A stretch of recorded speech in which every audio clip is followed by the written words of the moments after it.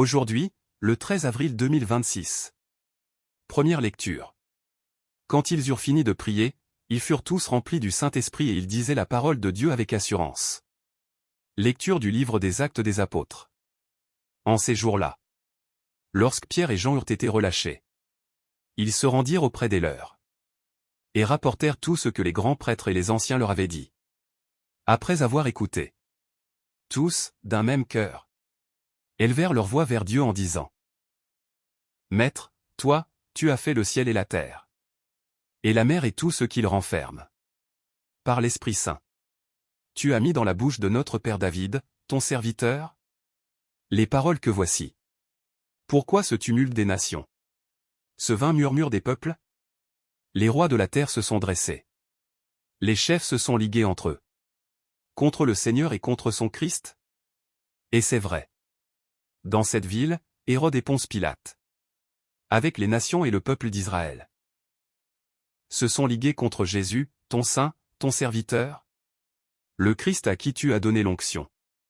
Ils ont fait tout ce que tu avais décidé d'avance, dans ta puissance et selon ton dessein. Et maintenant, Seigneur, sois attentif à leurs menaces. Donne à ceux qui te servent de dire ta parole avec une totale assurance. Étends donc ta main pour que se produise guérison, signes et prodiges. Par le nom de Jésus, ton saint, ton serviteur. Quand ils eurent fini de prier, le lieu où ils étaient réunis se mit à trembler. Ils furent tous remplis du Saint-Esprit. Et ils disaient la parole de Dieu avec assurance. Parole du Seigneur. Nous rendons grâce à Dieu. Psaume. Heureux qui trouve en Dieu son refuge. Alléluia. Pourquoi ce tumulte des nations?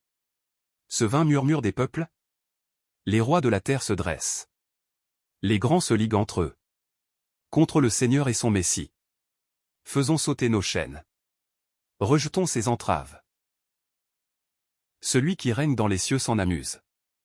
Le Seigneur les tourne en dérision. Puis il leur parle avec fureur. Et sa colère les épouvante. Moi, j'ai sacré mon roi. Sur Sion, ma sainte montagne. Il m'a dit, tu es mon fils. Moi, aujourd'hui, je t'ai engendré. Demande, et je te donne en héritage les nations.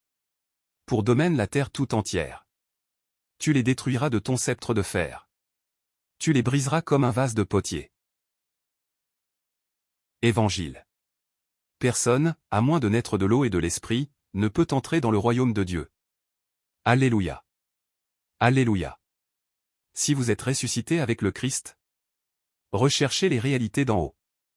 C'est là qu'est le Christ, assis à la droite de Dieu. Alléluia.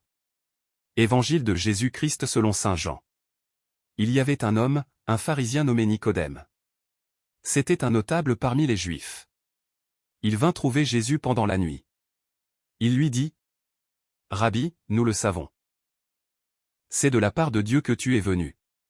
Comme un maître qui enseigne. Car personne ne peut accomplir les signes que toi, tu accomplis, si Dieu n'est pas avec lui. Jésus lui répondit : Amen, Amen, je te le dis.